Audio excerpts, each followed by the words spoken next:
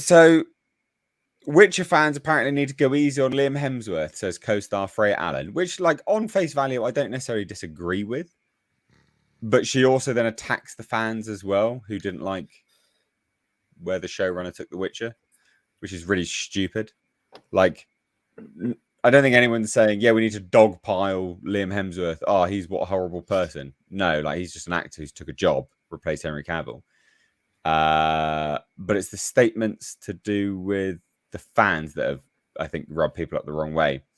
So Freya Allen feels empathy for the uncomfortable place Liam Hemsworth is in as he takes over the lead role in The Witcher.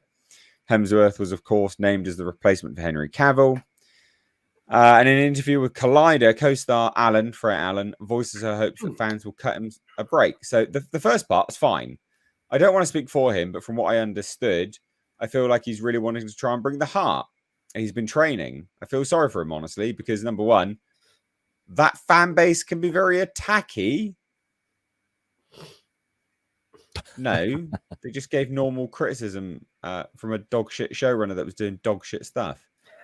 And it's not an ideal situation to be in, taking up someone else's role, which is true. Like, I don't argue with that. Tacky. And then says, but I'm really excited to see what he does. He's such a lovely guy. I hope that people give him the time of day, you know. I mean, that's kind of it, really. The initial thing, I don't disagree with. You know, it's not his fault. He's just an actor. He took a job.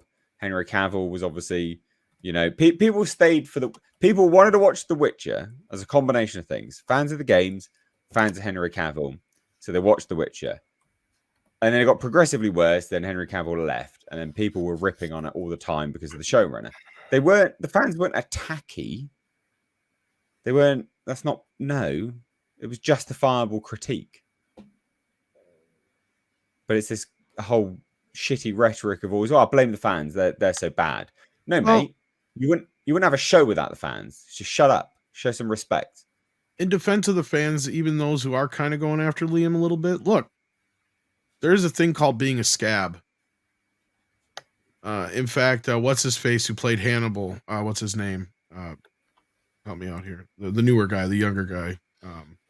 Mads Mikkelsen. One who took over for Johnny Depp. That was the whole point I was going to get to. A lot of people. I lost a lot of respect. Who was it?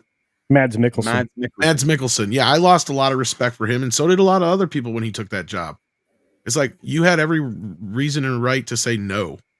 It's not like you need the fucking money. To me, it'd be like, nah, I'm good. I don't need to take over somebody's sloppy seconds. And to a fan, it's like, that's what you are, is you're a friggin' scab. You came in and you thought you were going to, boo fucking who, play victim all day. Guess what? You knew this was going to happen. Deal with it. And you got the show canceled. They did, which is very funny, to be fair. I do love the fact that they did that. I don't even give a fuck about The Witcher. I'm just saying. Demonetized guys, send you super chats because Tom. Thanks. Randy, leave him alone. He's not Chris. Leave him alone. Any other thoughts, guys? Culture?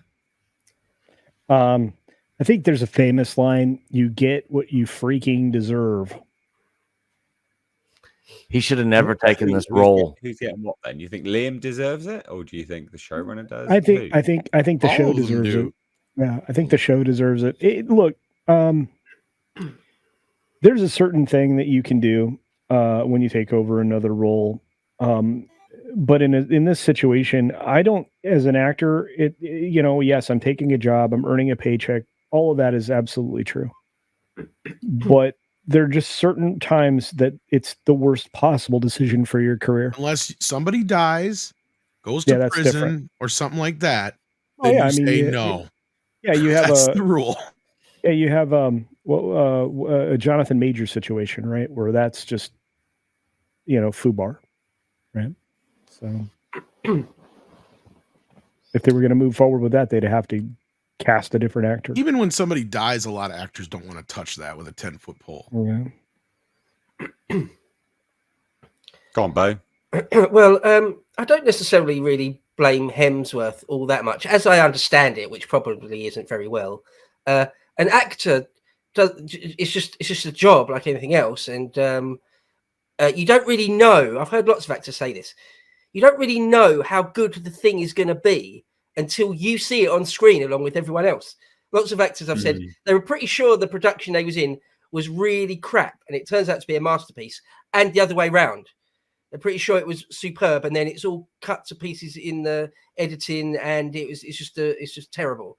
So yeah, Hemsworth probably should have known better, but I don't particularly blame him. As for the show itself, yeah, they got what they deserved. Yeah, it hardly ever works to replace an actor like that. Do you remember where? It's a blast from the past when they changed the actor who played Becky in Roseanne. Oh yeah, I remember that when I was a little kid, and even as like a little kid, I remember being like, "What? Like, what is this? What is nobody that?" liked it, and then the original actors ended up coming back. And the only time I can think of when it was better, it made it better. If you ever watched the HBO Rome, if you ever saw that, the HBO did a series just called Rome. It's a bit of a fan favorite in for history nerds, and there's only 2 seasons of it. And they recast the guy that played Octavian or Augustus, and it was actually better. And that's the only example. It's literally the only example I can think of. So yeah, I don't really blame Hemsworth that much. Probably should have known better. But the show, yeah, you got what you deserved, I suppose. Yeah, it was a massive sharp decline. Like it went from, I think that the audience score, I think it was like in the 60s or 70s. And then by season 3, cratered to 19%. Like massive drop off. One of the biggest drop offs ever. Like just stunning drop off. Nick, you want to chime in on this, bud? I mean, like I said a minute ago, Liam should have probably never taken this role. He should have seen what a disaster this whole thing was and been like, I want no part of any of this. But, when you're an actor, you do what you can for that paycheck. And I'm sure, that's one of the main reasons he did it was just for the paycheck. But as far as going after him, I think he's on the bottom of the list of people to blame for this disaster of this show. If anyone was going to be going after anyone, it should be the showrunners and the writers, because they're the one that's pretty much destroyed it. Well, how long did you watch the series for, Nick? I watched the first season, and then I started the second season, and about 3 or 4 episodes in, I was like, I checked out. Well, when they started inventing characters and changing storylines in season 2, I tapped out as well. Yeah, I think that's probably about the same. You probably checked out at probably about the same time as I did then. Yeah. All right. Well, there you go. I mean, I don't have much else to say on that. I just think attacking the fans probably not the best move, to be fair. No, probably not the best move. Wait a minute. The fans are attacky. Well, yeah. She's not attacky. We're attacky. Of course we are. It's always the fans' fault, even though we're the ones which have given you a literal job. They're but all that's made out fine. of ticky-tacky. That's fine. But there you go.